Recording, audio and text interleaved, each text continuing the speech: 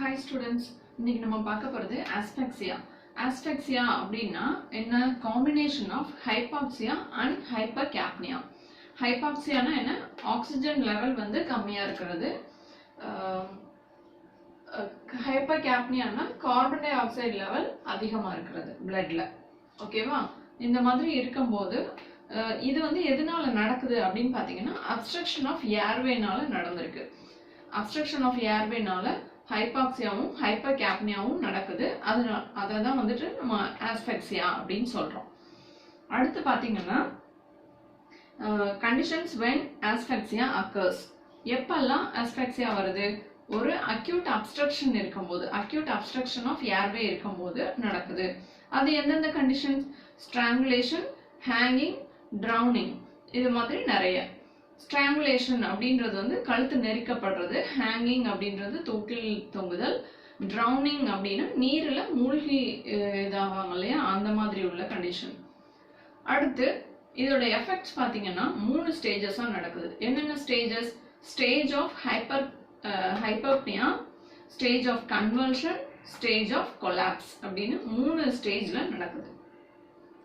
Stage of ஹைப்பர்ப்னியா. ஹைப்பர்ப்னியானா என்ன சொல்லியிருக்கோம்?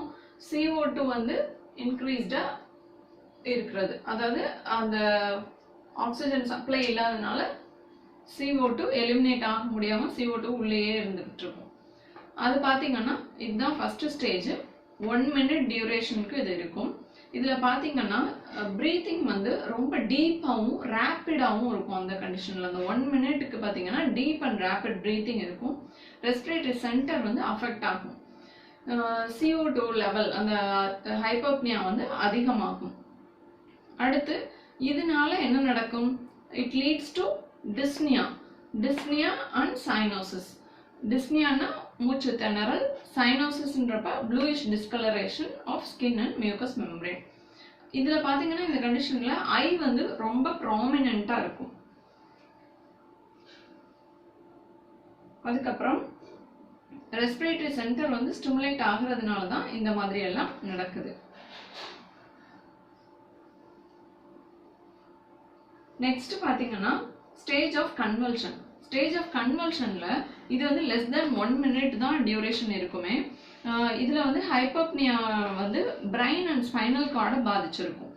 அதனால பாத்தீங்கன்னா அவங்களுக்கு வந்து எக்ஸ்பிரேஷன் வந்து மோர் வயலண்டா இருக்கும். எக்ஸ்பிரேஷன் மோர் வயலண்ட். அப்புறம் ஜென்ரல் கன்வல்ஷன்ஸும் இருந்துட்டே இருக்கும். கன்வல்ஷன்னா உங்களுக்கு தெரியும்ல, வலிப்பு அந்த மாதிரி இருக்கும். அடுத்து ஹார்ட் ரேட் அதிகமாயிடும், பிபி அதிகமாயிடும், கான்சியஸ்னஸே லாஸ் ஆயிடும். கன்வல்ஷன்னா என்ன?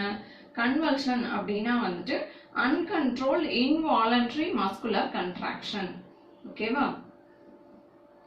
நெக்ஸ்ட் பாத்தீங்கன்னா ஸ்டேஜ் ஆஃப் கொலாப்ஸ்.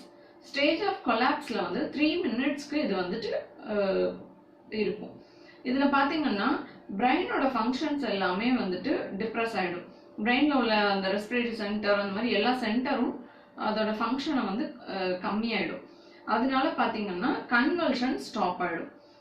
பிரெயினே டோட்டலா அதோட ஃபங்க்ஷன்ஸ் இழக்கிறதுனால கன்வல்ஷன்ஸ் வந்து ஸ்டாப் ஆயிடுது. அப்புறம் அவங்களுக்கு பாத்தீங்கன்னா கேஸ்பிங் இருக்கும். Gasping, respiratory gasping.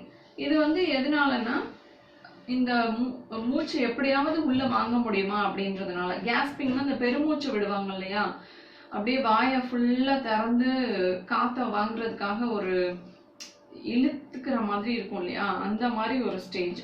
ஓகேவா? இதுல பாத்தீங்கன்னா பாடி வந்து ஃபுல்லா ஸ்ட்ரெச் ஆகும்.